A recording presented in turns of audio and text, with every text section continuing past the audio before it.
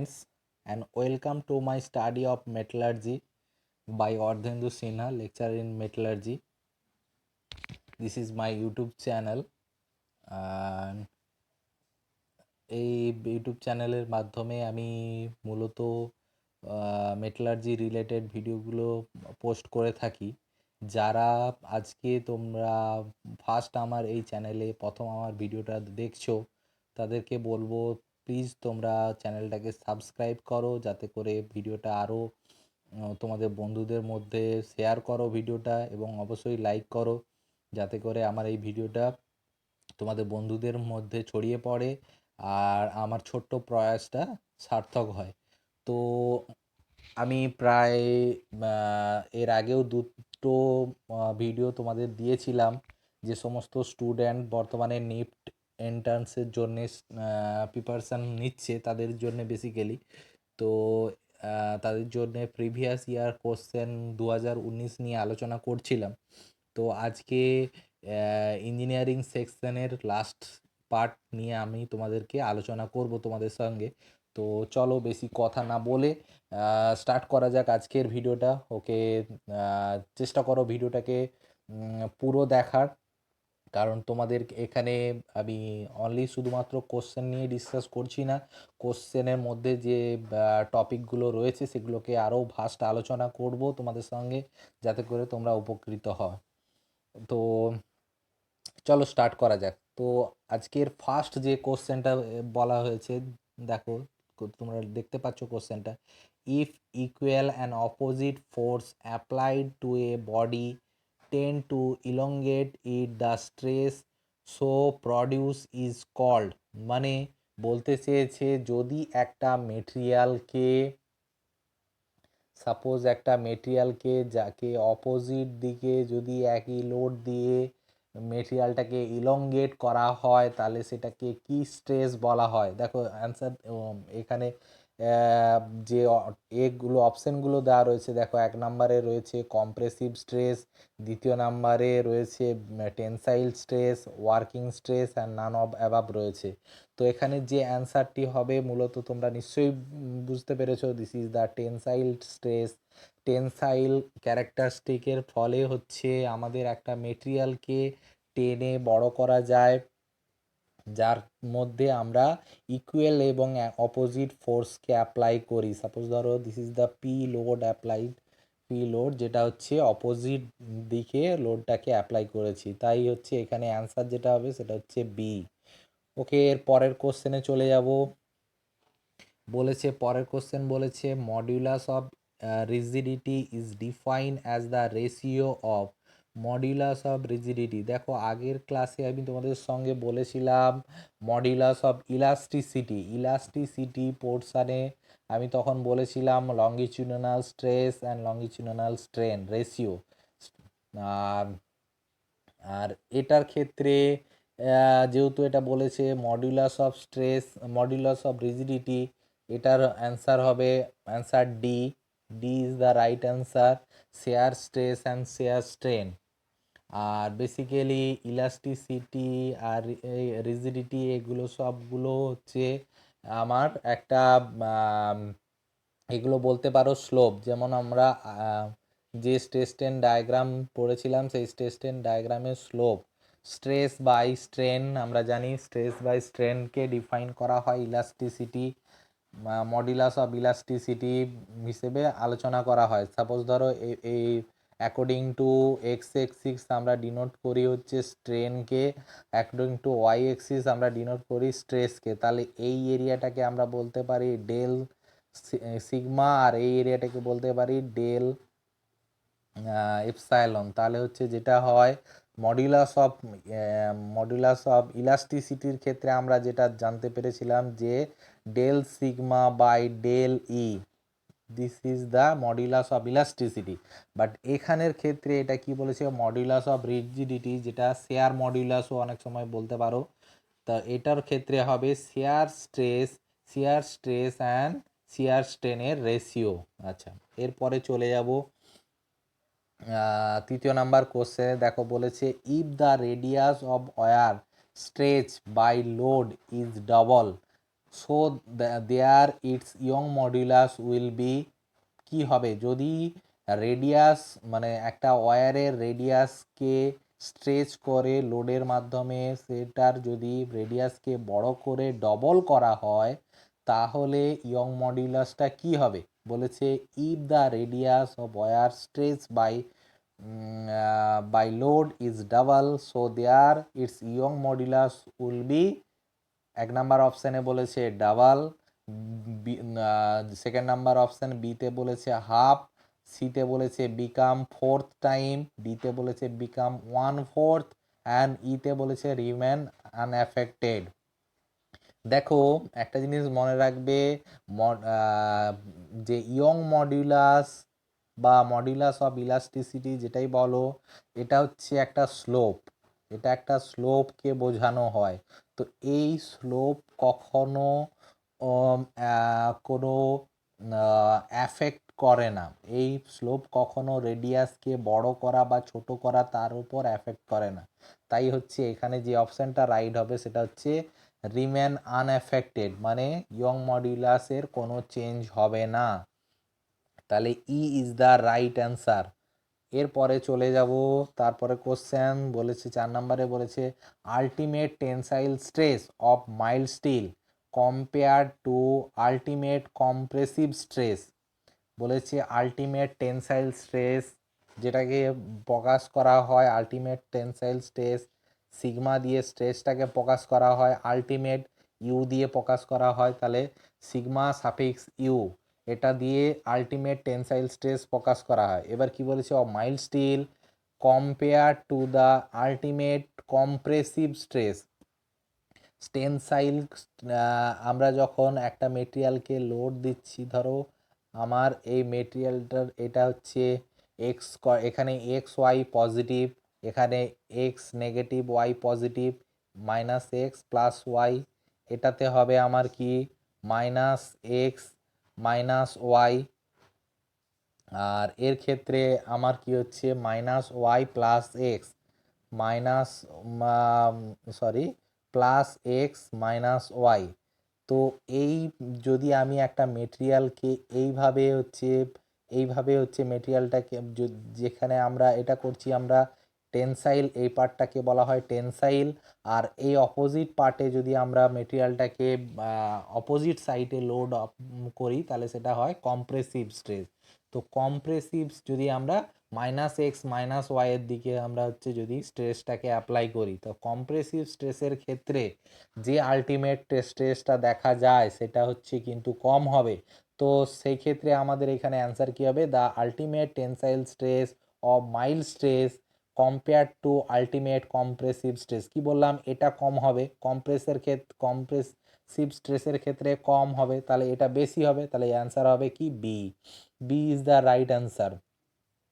এর পরের কোশ্চেন দেখো বলেছে tensile strength of the material is obtained by driving the maximum load during the test by the area at the time of fracture. B বলেছে original cross section area, C বলেছে average of A and B, D বলেছে maximum area after fracture. দেখো এখানে যে কোশ্চেনটা বলেছে tensile strength of a material, tensile strength কী করে বার করা হয়, যে কোনো একটা মেটেরিয়ালের টেনসাইল স্ট্রেংথ বার করা হয় load by load divided by original cross section area, original cross section area. তো অ্যান্সার আছে বি, তো B is the right answer. আচ্ছা এরপরে চলে যাব আমাদের নেক্সট কোশ্চেনে। দেখো impact strength of the material is an index of its impact strength. Impact strength আমরা ইম্প্যাক্ট টেস্ট আমরা কিসের জন্যই করে থাকি, এখানে দেখো রয়েছে এক নাম্বার অপশান টাফনেস রয়েছে, বি দেখো টেনসাইল স্ট্রেংথ রয়েছে, সি কম্প্যাক্টেবিলিটি রয়েছে, ডি হার্ডনেস রয়েছে। তাহলে আমরা ইম্প্যাক্ট টেস্ট কেন করে থাকি, because to know about the toughness of material toughness. আচ্ছা টাফনেস মানে আমরা কি জানি, টাফনেস এর সঙ্গে আরেকটা জিনিস জেনে রাখি, টাফনেস হচ্ছে area of the stress strain diagram curve. Stress strain diagram curve এখানে খুব ভালো করে আঁকতে পারছি না। This is the stress strain diagram of mild steel, যেখানে অ্যাকর্ডিং টু ওয়াই এক্সিস হচ্ছে sigma, according to X axis হচ্ছে এপসাইলন, আর এই এরিয়াটাকে বলা হয় টাফনেস। এই এরিয়াটাকে আমরা বলি কি টাফনেস, আমি টি দিয়ে প্রকাশ করলাম। তাহলে টাফনেস বলতে পারি it is the area of stress strain diagram. আচ্ছা, এটাও একটা কোশ্চেন আসতে পারে। আর একটা কি আসতে পারে, টাফনেস ইকুয়াল টু, আমরা জানি টি দিয়ে প্রকাশ করলাম, টাফনেস ইকুয়াল টু আমরা কি জানি,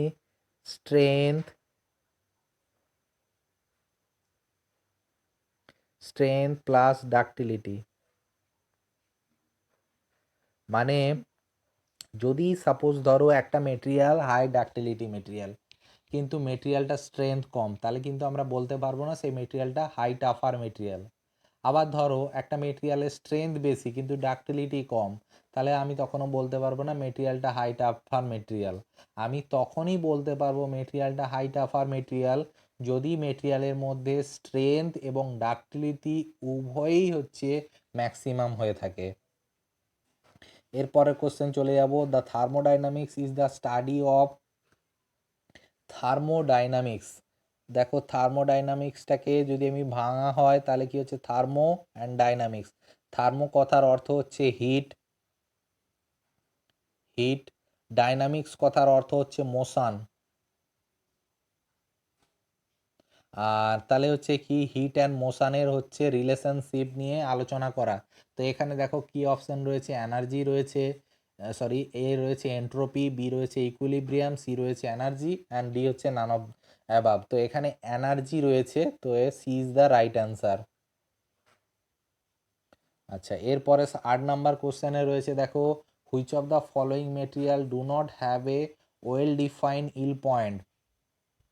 ওয়েল ডিফাইন ইল পয়েন্ট, কিছু কিছু মেটেরিয়াল হয়ে থাকে ইল পয়েন্ট, আমরা কোনটাকে বলি, আমরা যখন স্ট্রেন ডায়াগ্রাম আঁকি এই যে এই এরিয়াটাকে দেখছো এটা ইল পয়েন্টের এরিয়া, মানে হচ্ছে এটাকে আমরা ওপরটাকে বলি আপার ইল পয়েন্ট, এই পজিশনটাকে এটাকে আপার ইল পয়েন্ট, আর এটাকে বলা হয় লোয়ার ইল পয়েন্ট।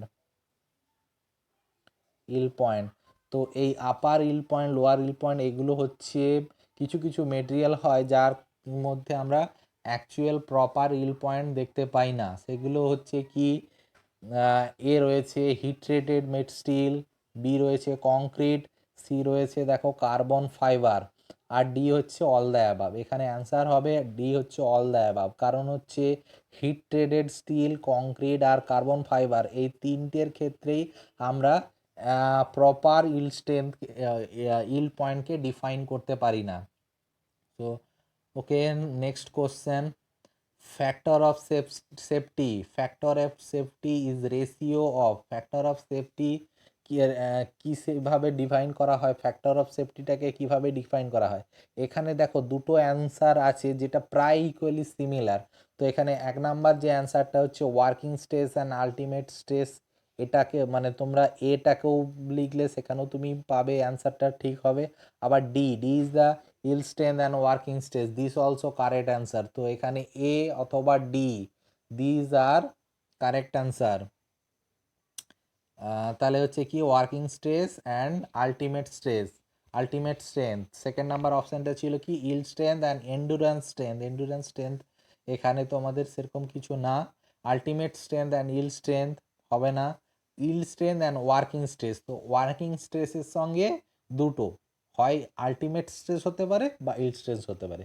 ওকে, চলো এরপরে next question, the energy of an isolated system. Isolated সিস্টেমের ক্ষেত্রে এনার্জি কি হতে পারে বলেছে, 1 নাম্বারে বলেছে ইট অলওয়েজ ডিক্রিজ, বিতে বলেছে ইট অলওয়েজ কনস্ট্যান্ট, সিতে বলেছে ইট অলওয়েজ ইনক্রিজ, ডি বলেছে নান অফ অ্যাবাভ। এখানে যে অ্যান্সারটা হবে সেটা হচ্ছে ইট অলওয়েজ কনস্ট্যান্ট। মানে আইসোলেটেড সিস্টেম আমরা সেইটাকে বলবো, সাপোজ ধরো এটি একটা সিস্টেম, যে আইসোলেটেড সিস্টেমটা এমনভাবে রয়েছে পুরো এটা ভ্যাকিউম অবস্থায় রয়েছে, মানে এর মধ্য থেকে হিট বাইরে যাচ্ছে না বা বাইরে থেকে ভেতরে আসছে না, বা ভেতর থেকে বাইরে আসছে না। ঠিক তেমনি এর মাসটা কখনো চেঞ্জ হচ্ছে না, মানে entire mass of the system কখনো চেঞ্জ হচ্ছে না। তাই হচ্ছে এটা বলতে পারো আইসোলেটেড সিস্টেমের ক্ষেত্রে mass and heat both are not changeable. এখানে কখনো হিট অ্যান্ড মাস কোনো চেঞ্জ হয় না। ঠিক আবার তোমাদের সঙ্গে আরও একটু আলোচনা করে নিই। আইসোলেটেড সিস্টেমের সঙ্গে সঙ্গে আরও দুটো সিস্টেম হয়ে থাকে। একটা হচ্ছে ওপেন সিস্টেম আর একটা হচ্ছে ক্লোজ সিস্টেম। ওপেন সিস্টেম সেটাকে বলবো যে সিস্টেমের মধ্যে হচ্ছে তুমি হিট আর মাস দুটোকেই চেঞ্জ করতে পারবে। মানে হচ্ছে ধরো একটা ওপেন রুম, যে রুমটার মধ্যে জানলা কবাট সমস্ত কিছু খোলা রয়েছে, তাহলে জানলা কবাট যখন খোলা থাকবে তাহলে কি হচ্ছে তার ভেতরের মধ্যে হিটটা ট্রান্সফার করছে, সারাউন্ডিং ট্রান্সফার হচ্ছে। আবার হচ্ছে মাস একটা জায়গা থেকে একটা রুম থেকে আরেকটা রুমে বা একটা রুমটা থেকে আমি বাইরে নিয়ে যেতে পারি, তো মাসটাও হচ্ছে আমার ট্রান্সফার হতে পারে।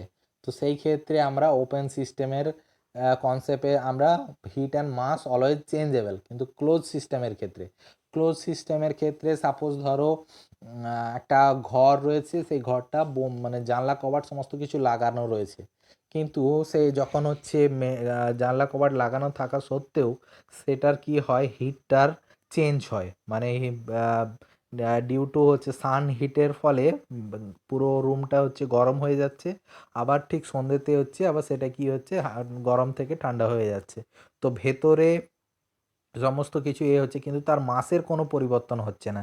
তো এখানে কি হচ্ছে, ক্লোজের ক্ষেত্রে কি হবে, heat all changeable but mass can not be changeable. Okay, close সিস্টেমে হচ্ছে শুধুমাত্র মাস চেঞ্জ হয়।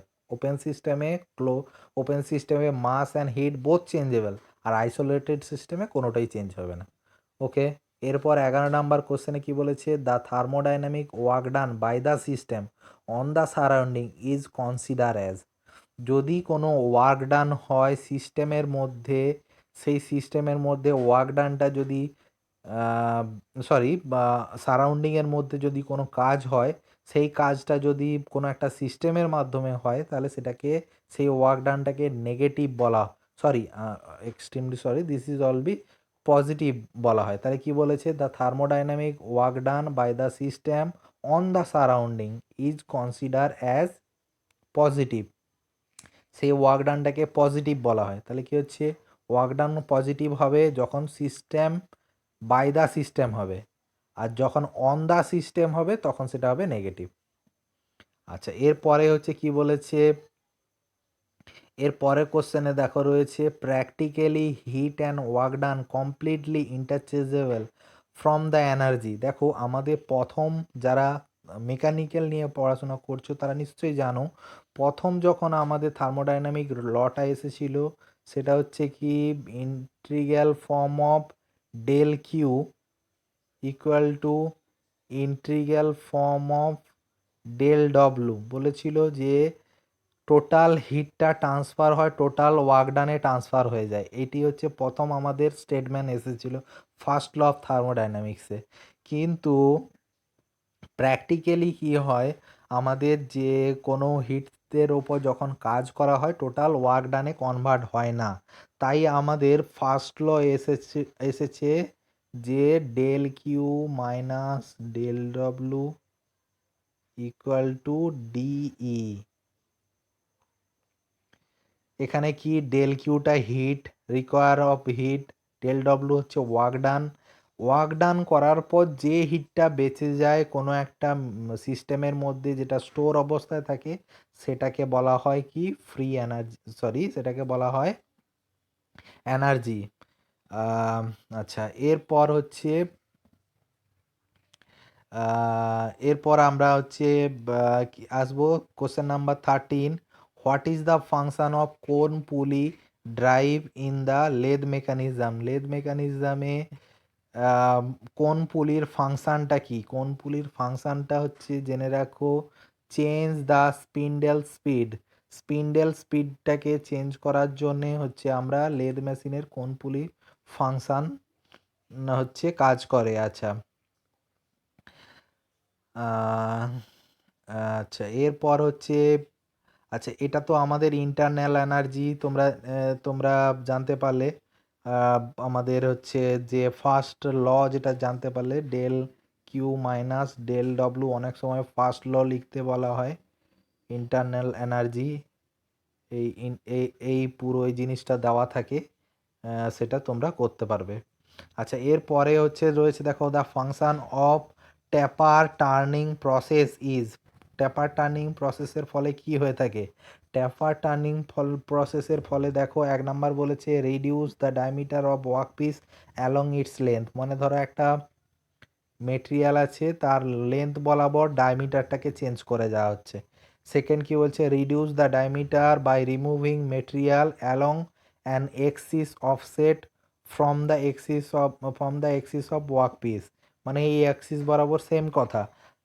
থার্ড নাম্বার বলেছে remove the material from end surface of the work piece. মানে ওয়ার্কপিসের এন্ড সারফেসে হচ্ছে করা হয়, রিমুভ করা হয় মেটেরিয়ালটাকে। আর লাস্ট বলেছে অল দ্য অ্যাবাভ। দেখো তিনটাই প্রায় সেম, তাই হচ্ছে অ্যান্সারটা হবে all the above. D is the all the above.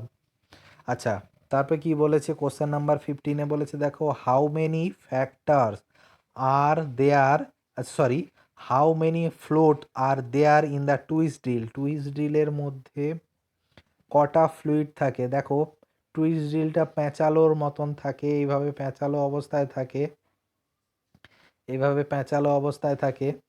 তো এখানে যে ফ্লুইড যেটা থাকে এই এই অবস্থায় যে ফ্লুইডটা থাকে সেটা হচ্ছে দুটো ফ্লুইড থাকে, দুটো প্যাঁচ দেখবে, লক্ষ্য করবে। তো এখানে অ্যান্সারটা যেটা হবে 2। It is the require to remove 5 mm from a flat job which operation is suitable. বলেছে একটা মেটেরিয়াল থেকে যদি 5 mm ফ্ল্যাট জব থেকে রিমুভ করতে হয় তাহলে কোন অপারেশনটা ইউজ করব? 1 নাম্বার বলেছে টার্নিং, দ্বিতীয় নাম্বার ফোরজিং, সিতে বলেছে কাস্টিং অ্যান্ড ডিতে বলেছে মিলিং। টার্নিংয়ে দেখো ডায়ামিটার চেঞ্জ করা হয়, কিন্তু হচ্ছে আমরা এখানে ফ্ল্যাট একটা জবকে আমরা 5 mm কমাবো, তাহলে হচ্ছে উত্তরটা হবে milling. Milling is the operation, যে অপারেশনের মাধ্যমে আমরা আমরা ইজিলি হচ্ছে 5 mm পর্যন্ত আমরা রিডিউস করতে পারি। তারপর কি বলেছে what is the melting point of the aluminium in degree Celsius. Melting point তোমাদেরকে বলেছিলাম যে এরকম কিছু মেটেরিয়াল তোমরা খাতায় নোট ডাউন করে নেবে, যেসব মেটেরিয়ালে তোমরা মেল্টিং পয়েন্টগুলো খাতায় নোট ডাউন করবে, তাহলে হচ্ছে দেখবে অ্যাটলিস্ট 1 থেকে 2টা কোশ্চেন পেয়ে যাবে এই মেল্টিং পয়েন্টের ওপর। তাহলে এখানে অ্যালুমিনিয়ামের মেল্টিং পয়েন্ট কত বলেছে? আমরা জানি কত, 660। 660 is the aluminium melting point. তারপর 18 নম্বর কোশ্চেনে চলে যাব। 18 নম্বর কোশ্চেনে কি বলেছে? The plastic material which do not undergo chemical change when heated are. একটা প্লাস্টিক আমরা প্লাস্টিক দেখেছি, থার্মোপ্লাস্টিক হয়, হয়, থার্মোসেটিং হয়, থার্মোপ্লাস্ট হয়। তো এর মধ্যে দুটো মেটেরিয়ালের মধ্যে একটাকে টেম্পারেচার দিলে সেটাকে হিটেড করলে তার কে বারবার আমরা চেঞ্জ করতে পারি, আর একটা বারবার আমরা চেঞ্জ করতে পারি না। তাই এখানে কি বলেছে? The plastic material which does not undergo chemical change when heated are, মানে চেঞ্জ হয়, কেমিক্যাল চেঞ্জ হয়। তাহলে কি বলেছে? তাহলে অ্যান্সারটা হবে কি থার্মোসেট। থার্মোসেটে কি হয়? বারবার থার্মোসেটে চেঞ্জ হয়। আচ্ছা, which body transmits force with negligible diameter, sorry, which body transmits force with negligible deformation. এখানে যে অ্যান্সারটা হবে সেটা হচ্ছে resistance body. Resistant body is the right answer. মানে transmits force with negligible deformation হবে। তো এইগুলো হচ্ছে তোমাদের 2019-এ নিফটে এই কোশ্চেনগুলো মেটালার্জি বা ইঞ্জিনিয়ারিং সেকশন থেকে এই 60টি কোশ্চেন এসেছিল।